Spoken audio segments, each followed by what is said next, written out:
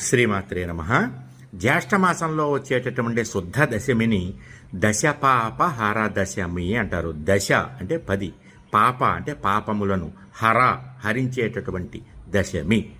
ఏ పాపాలు అంటే కాయక, వాచక, మానసిక పాపాలు. అంటే మన వల్ల తెలియకుండా జరిగినటువంటి కాయక శరీరం వల్ల జరిగినటువంటి పాపాలు, వాచక మాటల వల్ల జరిగినటువంటి పాపాలు, మానసిక ఆలోచనల వల్ల మనసుతో జరిగినటువంటి పాపాలు. తెలియకుండా జరిగినవే, తెలిసిన వాటికి కర్మ అనుభవించాలి, అవి తప్పవు. తెలియకుండా పొరపాటున జరిగినటువంటి పాపాలు లాంటి వాటిని హరించేటటువంటి దశమే దశపాపహర దశమి అంటారు.